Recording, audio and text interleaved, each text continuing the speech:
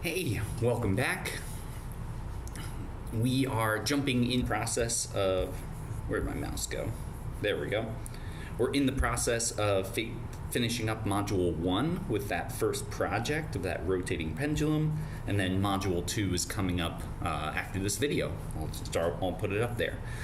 And now we're going to be talking about some of this computational dynamics, because up until now, here, let's go back.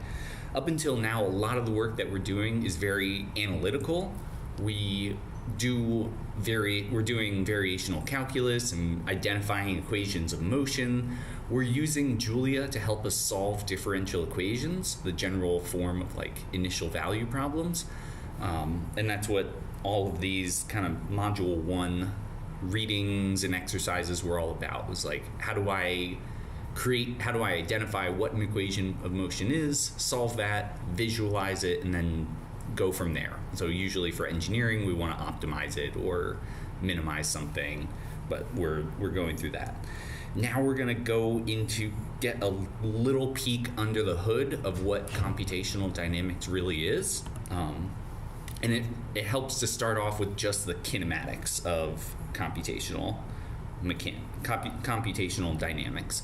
And this is a general idea of multibody dynamics. So it's rigid body equations. We're always going to end up with ordinary differential equations, which give us initial value problems, where if we know the initial position and the initial velocity of our system, then we can solve for the rest of the motion throughout the rest of the time, and we know what forces are acting on it. So I wanted to pull this up, show you that UConn Library does offer this. We have a subscription to O'Reilly, so if you sign in, if you try to use your email address, it might tell you that you don't have an account or tell you to make an account, so don't do that. We are an affiliated institution, so we can look up University of Connecticut, and there we are. Sign in. I'm going to use my NetID, my password.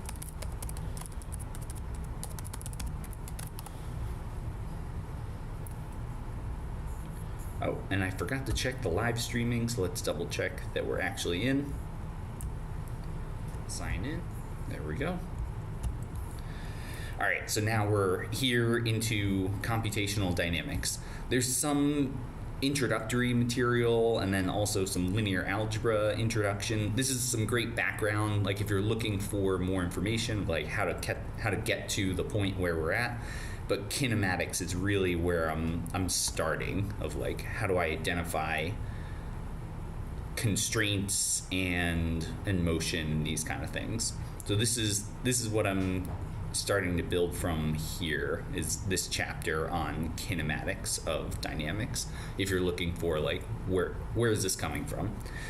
All right, so let's jump right in, and this is mostly going to be kind of handwritten stuff, and then we'll see how to actually implement that in a coding environment, whether it's Julia. So I like Julia for a lot of reasons, but you could just as easily do this in MATLAB or Python, C++ or Rust, like whatever language you like. Julia I like because it has like a very math, like when you define functions, they look like math functions. And okay, so kinematics in multibody dynamics, MBD.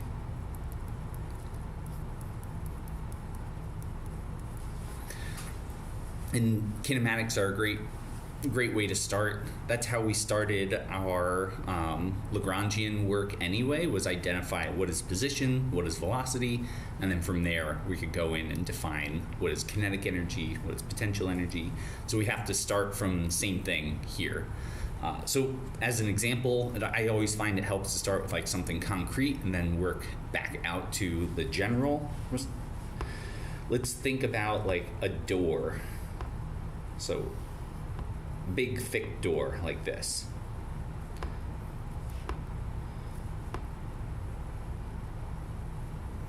And then it's got like a handle and then another handle, right? At least in like a two-dimensional kind of space. I'm deliberately putting the axes in weird spots.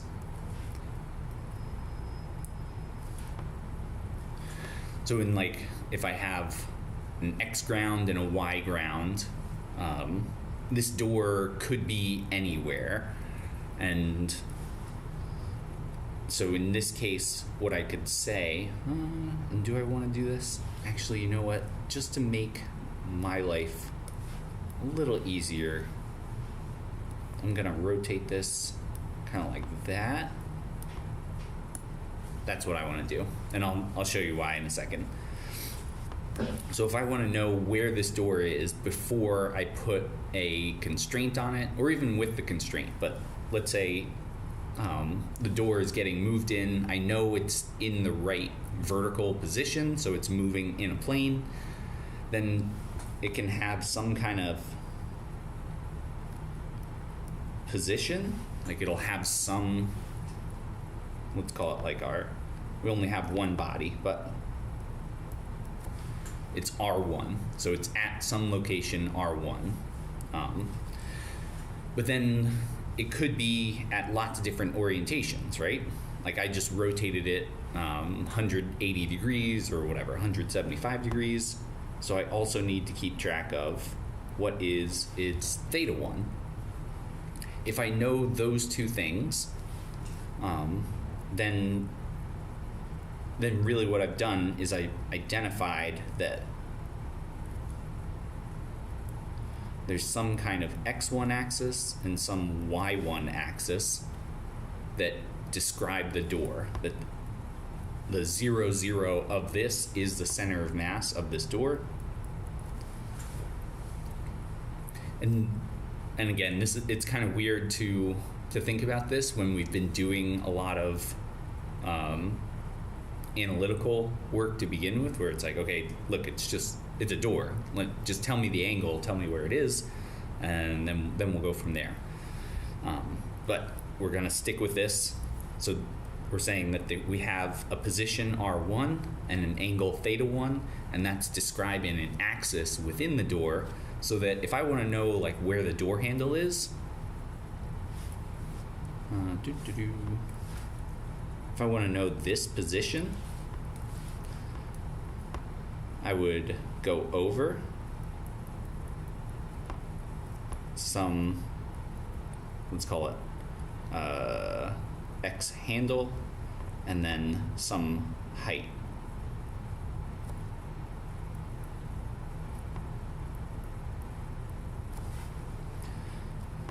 So the position of my door handle, H, is R1 plus XH I prime plus Y handle J prime, where I prime and J prime, or I1 and J1, are those axis ones. And if I can convert between these I and these J's, if I can mix and match those and get them all into the right frame, then I'm good to go. I can describe this in terms of coordinate 1 or the global kind of ground coordinate. And I could call it like zeros if I wanted, but we're using Julia, so maybe I should have called that a 1 and then this one a 2. But anyway, I'm too used to Python still. That's kind of where we're headed, is like if I know what this rigid body is doing and I know where it is, what its orientation is, I can start describing either constraints or other things here. Cool? So that's like the handle here. There's no constraint on the handle. Really, there's a constraint over here at the corner of the door, that there's some kind of hinge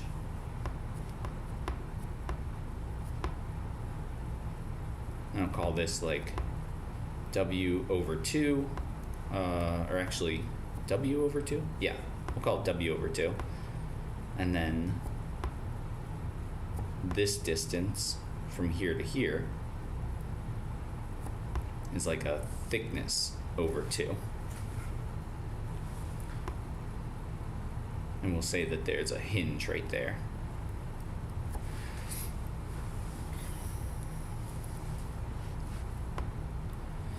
So R of the hinge, I used an H twice. That's okay. Handle and hinge. This one I'll write out. Is R1 minus W over 2 I1 plus T over 2 times J1. Sound good? But the hinge is a constraint that the ground and the door both have to describe it in the same way. So if I'm putting the hinge, let's call this like my mount X and my mount Y, that position of the hinge has to be the same whether I'm talking about going from the relative position, going from center of mass of the door to the hinge, or going from 0 to the hinge. And this could also be a moving part, like this ground could have also been some other multibody part, since we're talking about multibody dynamics. So we have this other thing that the R of the hinge equals, let's call it like RG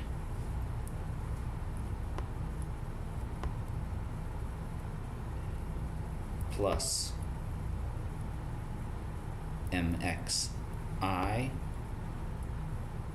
I'll call it 0, plus MY 0. And I'm doing that so that we can kind of get a general sense of like, well, because this ground I could have chosen a different orientation for this if I wanted. And the ground, I could have a different 0 kind of over here. But really this is like a 0, 0. So both of those have to be equal to each other.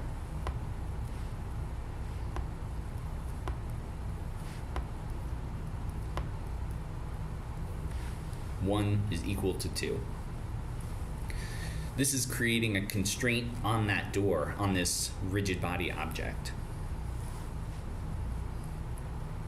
So R1 minus W over 2 I prime plus T over 2 J prime equals R of the ground, which again is just a 0, 0, plus MX I0 plus MY J0, where it's kind of that ground there. I'll get that out of the way. And so far, I haven't really done anything all that impressive, but I do have, because this is a vector equation, really I have 2 equations here. So I've created 2 constraints.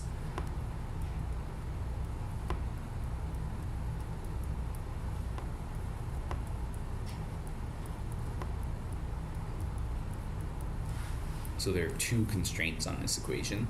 Overall, we have the door, when we were talking about like these generalized coordinates, it's r and theta, or an x1, did we call it x1, y1?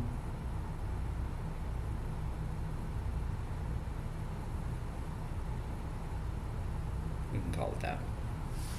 We'll call it Rx, R1X, R1Y, and theta 1.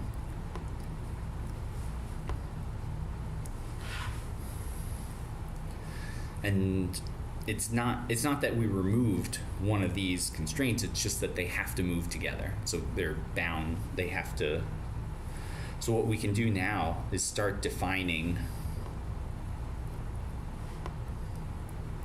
constraint equations.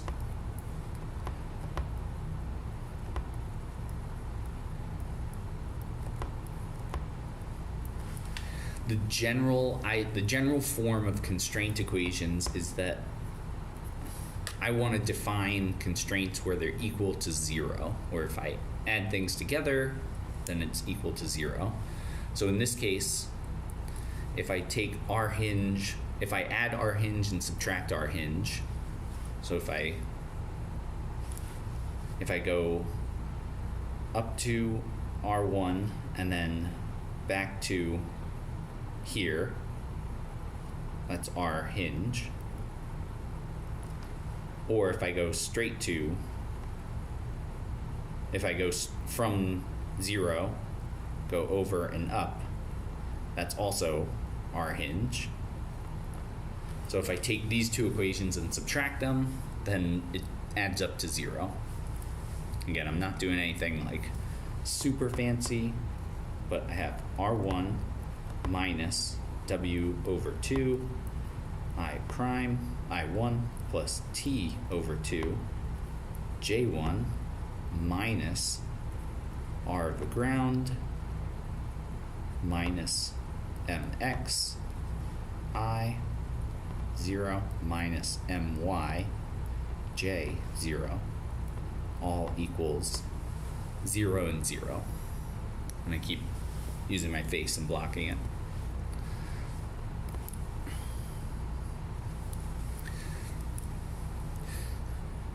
And really this is two sets of equations, because this was kind of an x1, or sorry, rx1 and an ry1 minus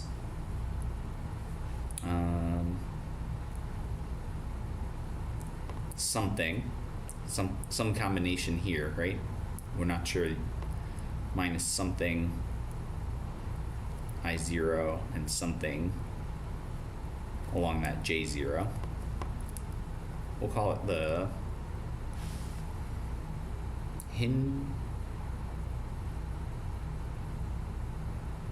let's do this. W over 2 I1 plus T over 2 J1 dotted with I0, and this is W over 2 I1 plus T over 2 J1 dotted with J0, and the dot product is just finding like what component. Since these are two different axes, there's going to be some like sines and cosines in there. And then minus our RG, which is a 0 and a 0, minus that MX and minus that MY. All that's equal to 0. All this is equal to 0. Okay, so the main missing thing is here. Like what are these terms? Yeah, and how do we want to do this? Let's go into,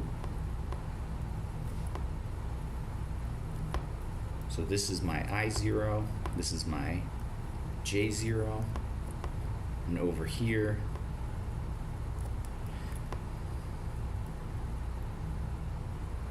this is my I1 and this is my J1. A vector in general describes magnitude and direction, so the location of the vector doesn't really matter. Oh yeah, and let's do this. A theta 1.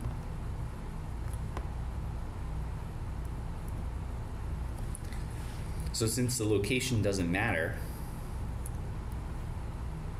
I can put this right on top of here, and even though the door is not located, the center of mass is not the center of our ground coordinate system, I can just describe, like, the unit vectors are only describing direction. So I just want to figure out what is I prime in terms of I0 and J0, and what is J1 in terms of I0 and J0.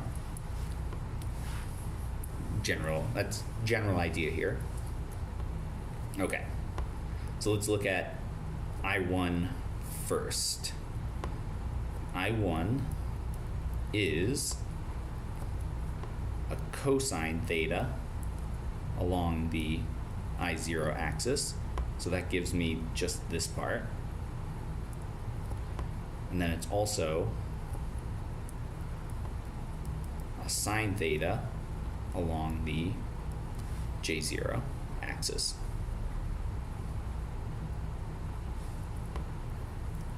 And then J1 is going to be similar, because if I rotate I1 up by theta, then I rotated J1 off by theta 1.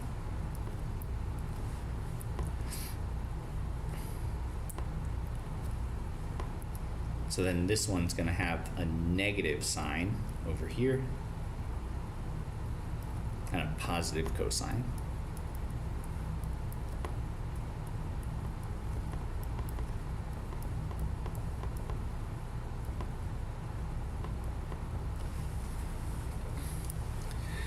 And really these are, since we're dealing with like vectors here, we can change this into like a linear algebra kind of problem, which maybe you're looking at this saying like, why would I do that? But there's some nice reasons, so let's give it a shot. So if I describe a vector that is I1 and J1, it's equal to a cosine theta 1 and a sine theta 1, a negative sine theta 1, and a cosine theta 1, all times that I prime and J prime.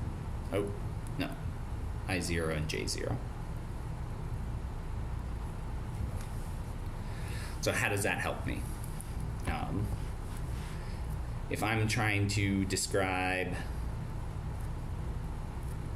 this is the point, let's go up here.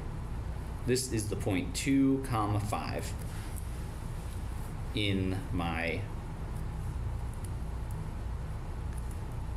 2I0 plus 5J0.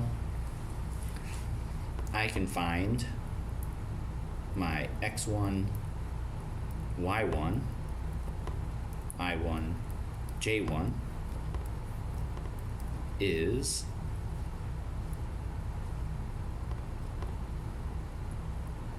and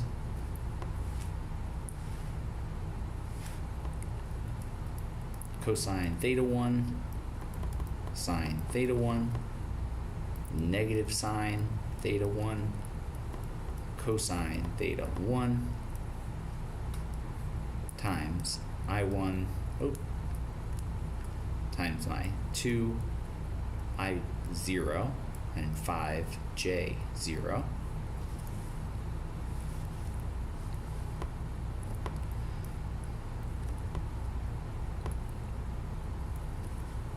So x1 is 2 cosine theta 1 plus 5 sine theta 1. Y1 is that negative 2 sine theta 1 plus 5 cosine theta 1. And I've converted this from this distance and this distance to this distance and that distance.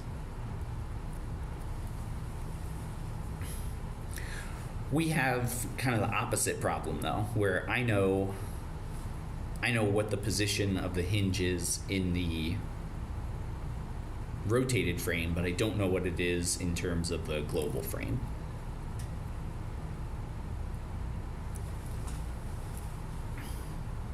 Well, there's a nice, this matrix is a rotation matrix, so it's describing how points rotate. And let's do this. We'll remove those.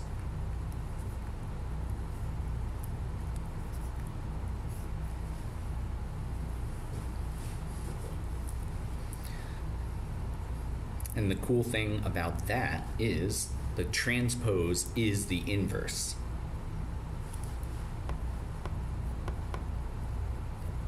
So if I note I1 J1 equals cosine theta 1 sine theta 1 negative sine theta 1 cosine theta 1 I0 and J0. If I want to know what the I0 and J0 are based on this rotated reference frame, I can take both sides. Let's give myself some more room.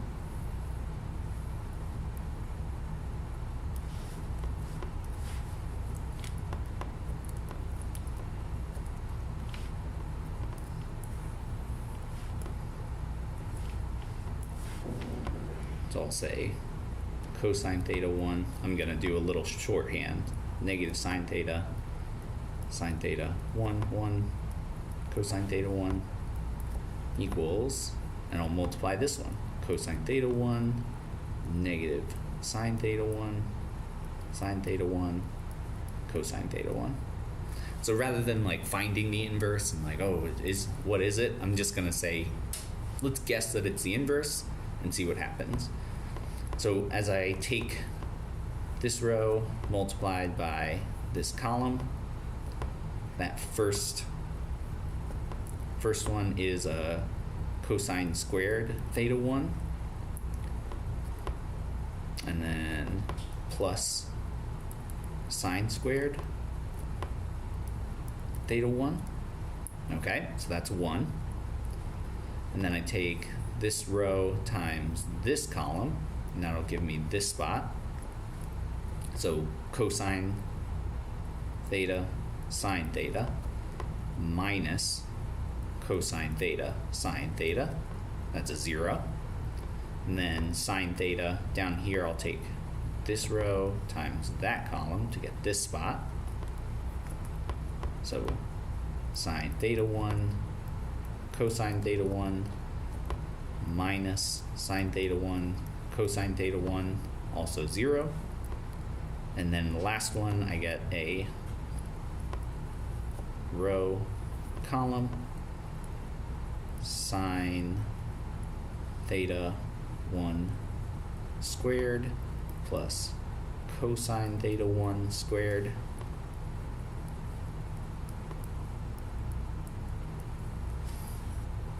So overall, I get cosine theta 1, sine theta 1, negative sine theta 1, cosine theta 1, I1, J1 equals a 1, a 0, a 0, a 1 times I0 and J0. Also a nice review on linear algebra if it's been a while since you've been looking at matrices, multiplying matrices and vectors.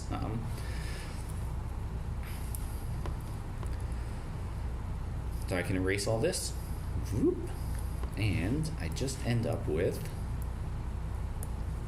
the rotate. If I want to rotate those coordinates, I can take this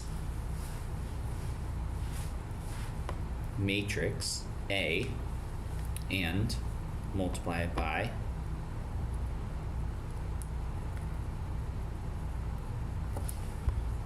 what do we call it? The R of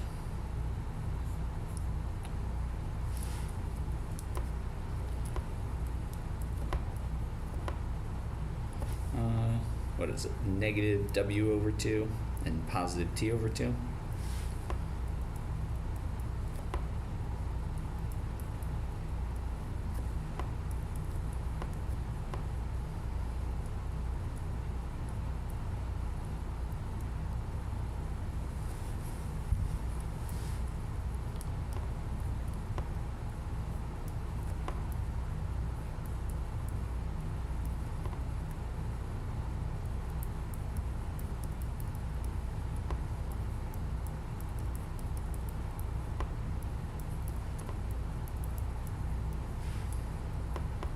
So what this is describing is I have the hinge here. I knew it was W over 2 this way, and I knew it was T over 2 that way from this point. And I'm converting that into this distance, which is W over 2 cosine theta 1 minus T over 2 sine theta 1. And then I know that it was kind of this one upwards. So and that's a negative, right? Yeah. And then I end up with a W over 2 sine theta 1 plus T over 2 cosine theta 1. All right, that was a little side of like dealing with some linear algebra here, but it gets us back into the right coordinate frame for all this stuff. So what I can do here is take all this, let's copy it down. We'll make a new page.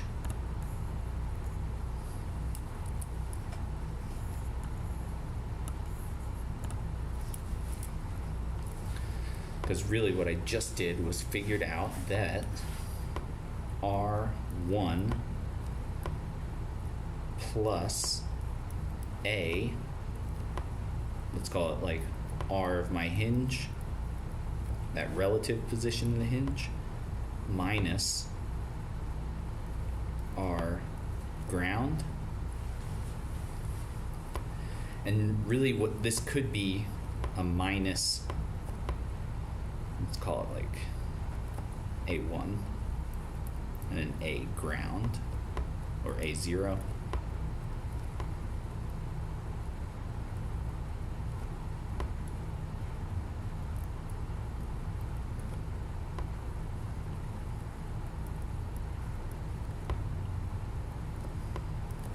So depending on where the hinge is in these two locations, I could use the same kind of formula here.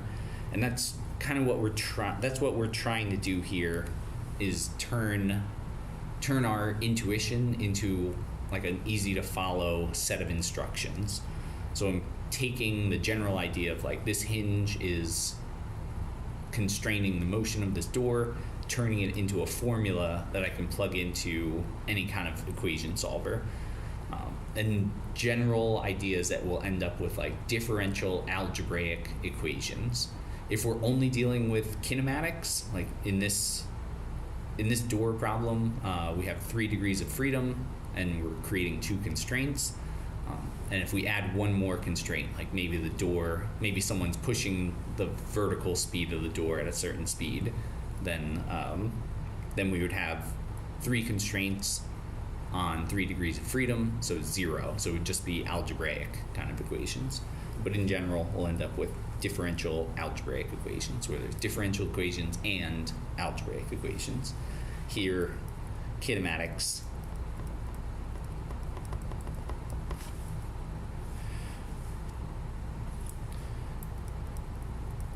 creates algebraic constraints. There's also some differential constraints, but in general, we'll end up with something kind of like this. All right, cool. So that is C of Q comma T equals 0, which is this R1 plus A1 of the R hinge in the rotating frame minus R of the ground minus A0 times R0, like where the hinge is in that frame 0 of the hinge, and all that's equal to 0. So this is a set of equations, two equations that are creating two constraints here.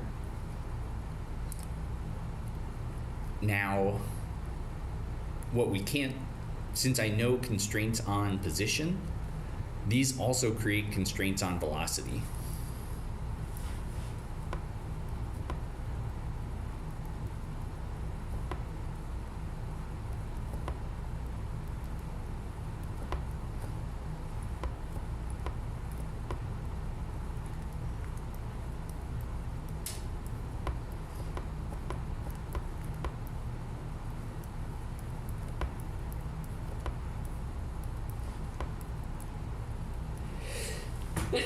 Whew, excuse me.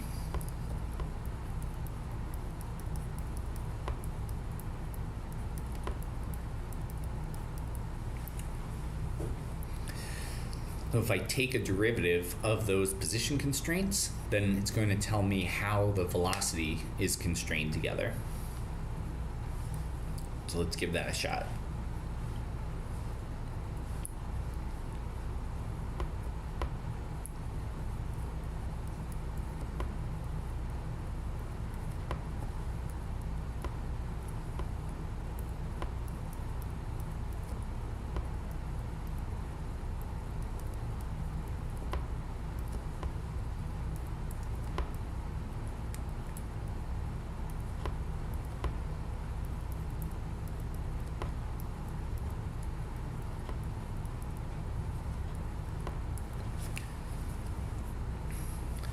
Derivative of that r1, well, this is velocity 1. That's the definition of our position, is that derivative of position is velocity, okay? Plus, there's no actual time in here. The velocity of this hinge, like in that R1 configuration, that one's 0.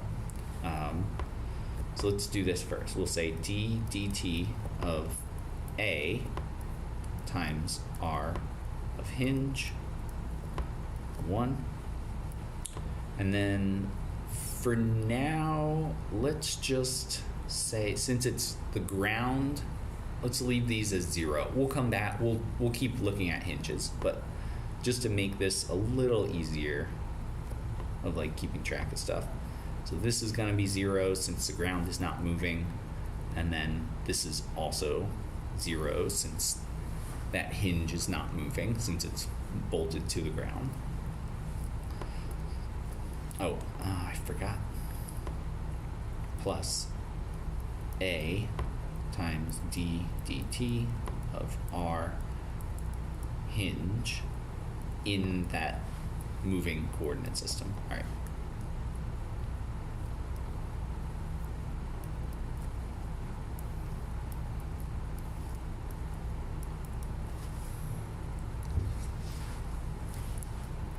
So what is this ddt of A? How do I take the derivative of this A1?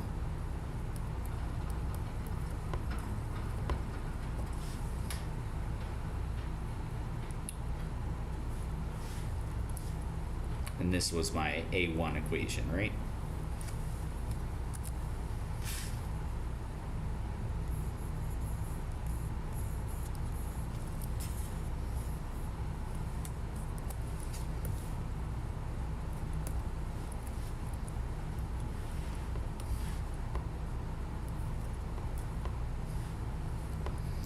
Well, I can't take ddt of it, so I'm going to do d theta dt times d theta. So I end up with a theta dot. And then I can take d theta of each of these terms. So I have that v1 plus a theta dot times this derivative of cosine is negative sine, or wait, positive sine? No, yeah, negative sine. Theta 1 and then sine theta is a negative cosine theta, a negative sine, negative cosine, and then a positive cosine theta 1, and then down here, a negative sine theta 1. All times this R1, the position of the hinge in that R1 configuration, in the R1 system. Cool. And really what we're doing here is we're figuring out kind of the general idea of like, if we have something moving in a frame, its velocity is like a VR plus an R, it's like an R dot plus an R theta dot kind of term.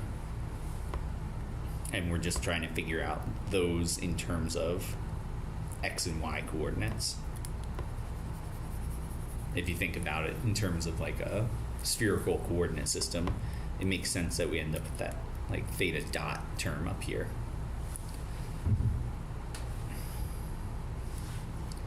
And all this is equal to 0. And the nice part here, the reason I went through that process of like figuring out what is this matrix, is that it's always going to be the same. If I can identify a hinge in a relative coordinate system, then I can set up this set of constraints the same way every time.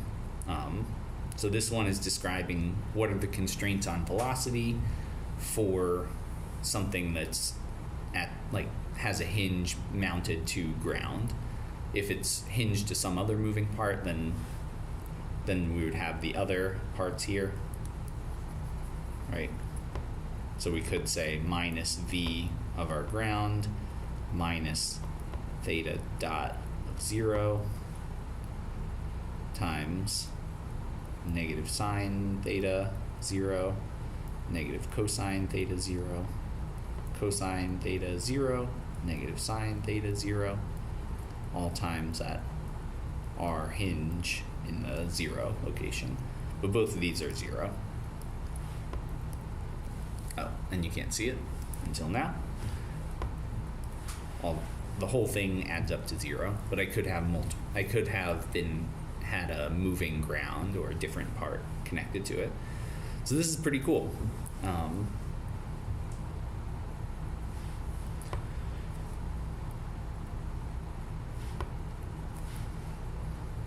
And so the general idea here is that this d dt of c of q and t equals 0 because the constraints equal 0, so the derivative also has to equal 0. So what is the derivative of this term? Like if it has a general, like if there's a function of time and the function of these coordinates that we're choosing, well, it would be, I would have to use a chain rule here, right? So I can say that it's going to be dc dq, like the partial of that constraint with respect to q, plus, and then times that q dot, right? Plus partial of c with respect to t is all equal to 0.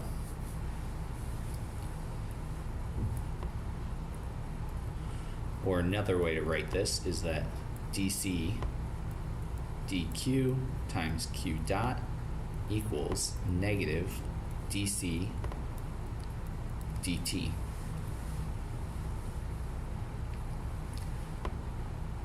So if I can take the relative derivatives of c with respect to all of my coordinates, and this is the general form of the equation, like general velocity constraints. it turns it into a linear algebra problem, because I can take the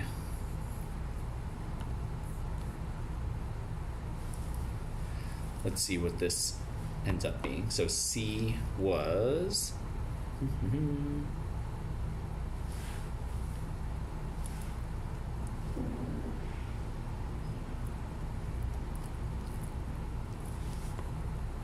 I want to write out all this?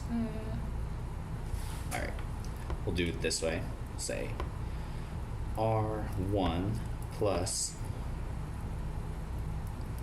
A1 times negative W over 2 and T over 2 is all equal to 0, which is C of Q and T. And I'm just dropping those zeros for the ground and all of that, so I can do this partial derivative. So dC d R1x should be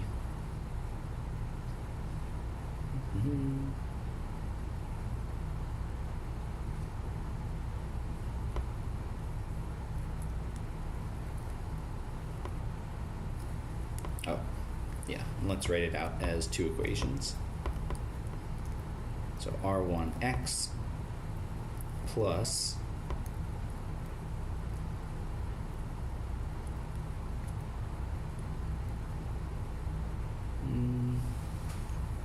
do I want to write it out this way? Let's just write it out. Yeah, I'll try this.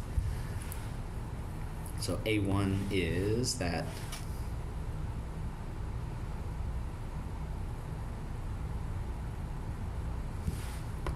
negative W over 2 cosine theta 1 plus T over 2 sine theta 1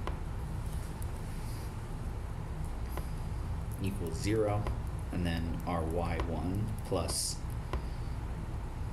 negative W over 2 times a negative sine theta 1. Is it negative? This one's a negative up here. So this one's negative. That one's a T over 2 cosine theta 1 equals 0. All right, so now let's do dC1 drx1 equals 1. Not so interesting. All right, so dC1 dry1 equals 0.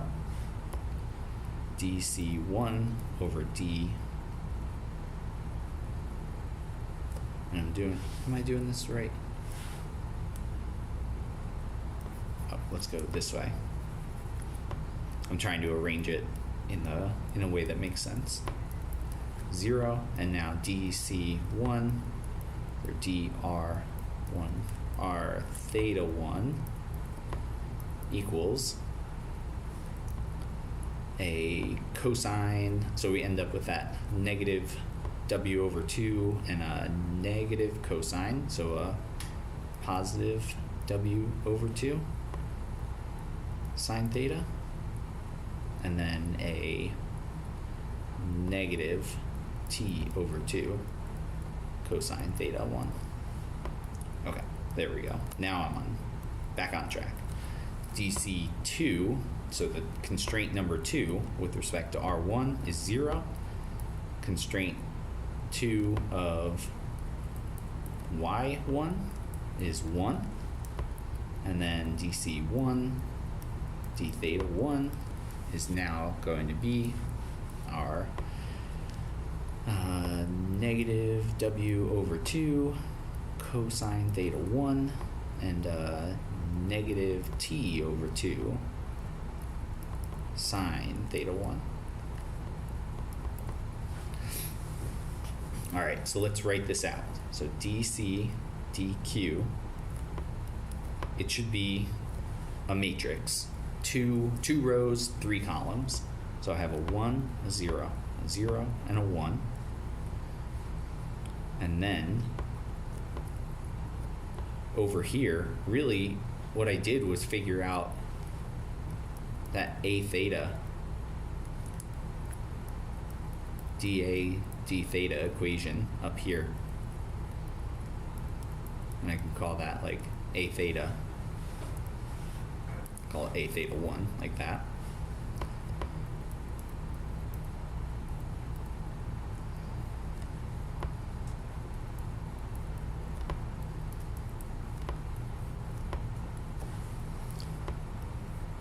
And that would give me both of those terms, that A theta 1 times that the position, or this is that position of the hinge in coordinate system 1.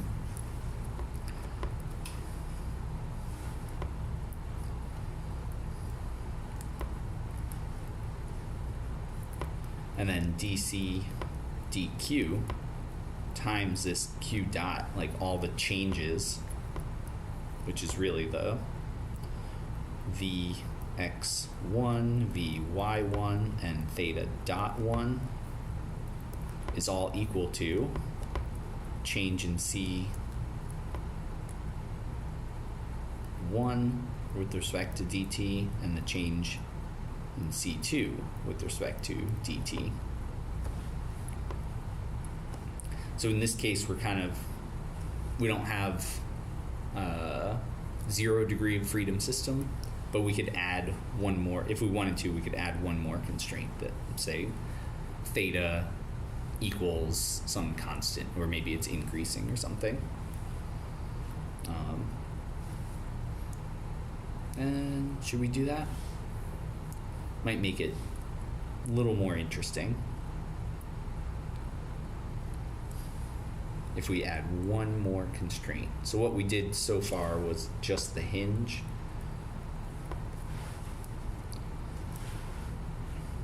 We could leave it there. But all these are equal to a 0 and a 0, since that hinge constraint is not changing. But let's look at a case where it is changing. So we'll add one more constraint.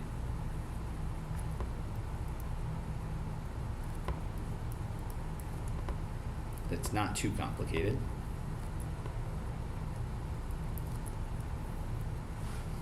Let's say that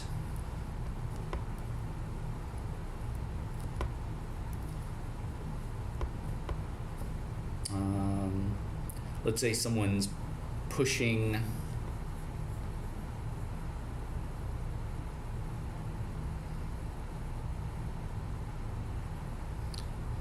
the y value of our door up.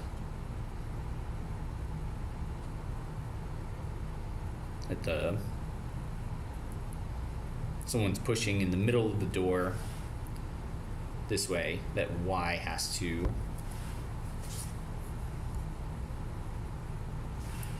so I'll say ry1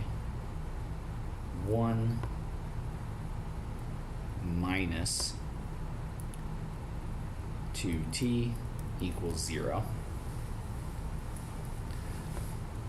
And what I'm saying there is that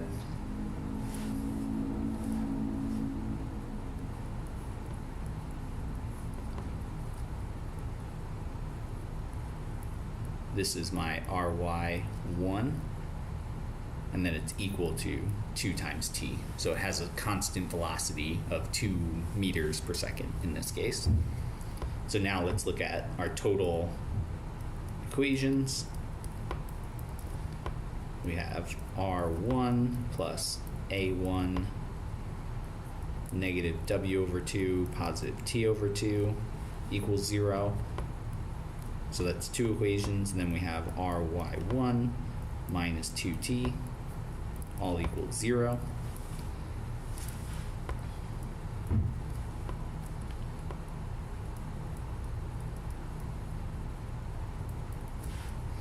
So now dc dq is still equal to that 1 0 0 1, and this a theta 1 times negative w over 2 and t over 2. but we have one more row down here where it's a 0, a 1, and a 0. And then we have our v1y, vx1, vy1, and theta 1 dot. All that has to be equal to a 0, and a negative 2. So 2.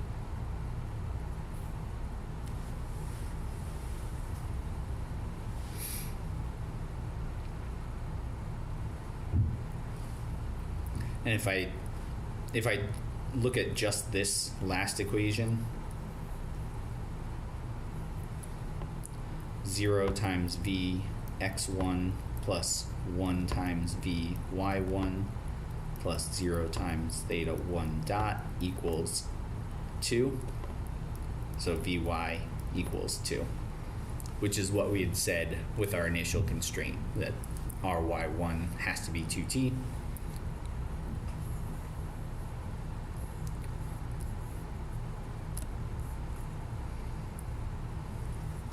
So it seemed, at least from that one, it seems like it's working pretty well. And then the general idea here is that if I know what the angle of the door is, I can solve for what the position and velocity are of this equation. And now I even have a function for Vy that it starts at 0 and keeps increasing. So at time 0,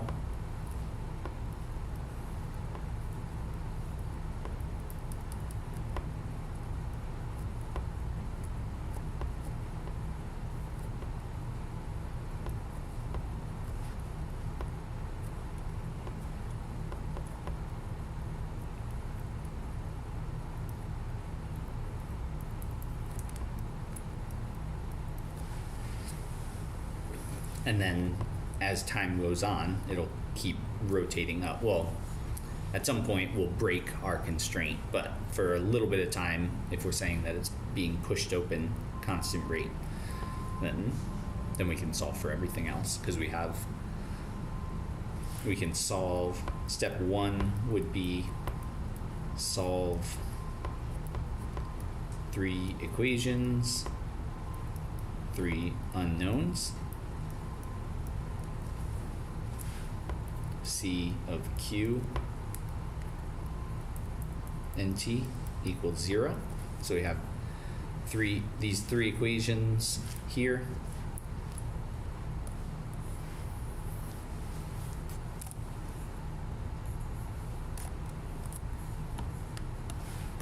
And then next step is to solve CQ. I'm putting like a little q down here to say, like, here, we'll put a note up here. dc dq equals c underscore 2. dc dt equals c underscore t. If we want like d squared c dt squared, that would be c double t, like that, c tt. Just a different way of writing out all those partial derivatives. It just gets cumbersome to keep writing all those d's and partials and all that.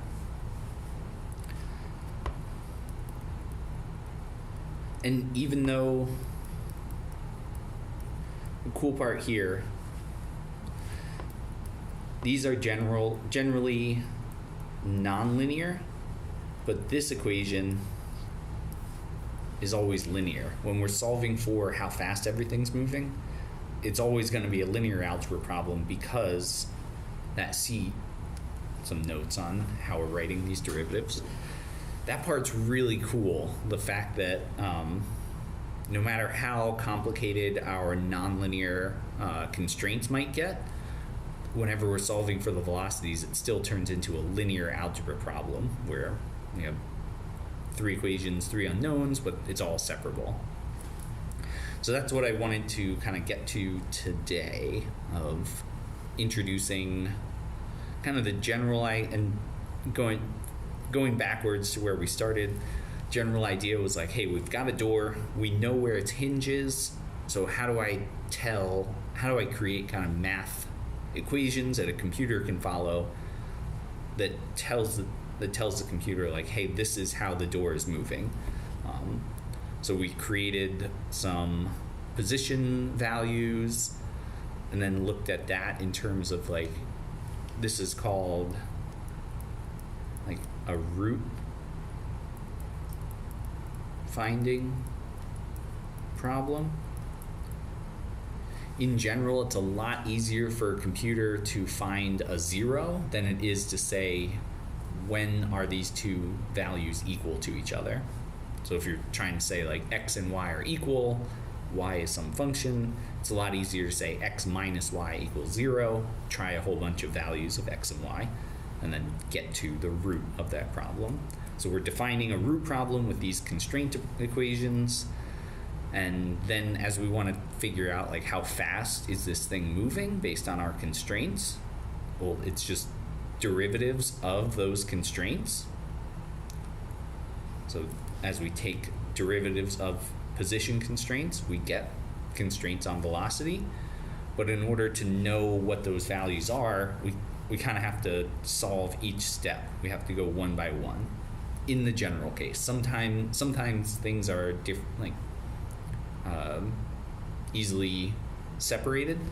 But in general, the way that we approach this is set up the constraint equations, solve them, then solve the linear algebra equation saying that, like, okay, partial of this q times that q dot is this negative ct, like all the changes in the constraints over time. In this case, we just looked at one little time varying constraint, but we could have others, like some other things happening there. Cool. And that's the gist, at least getting started. That's the gist of how we're getting started into our multibody dynamics and using, like, computers to actually start solving these things for us.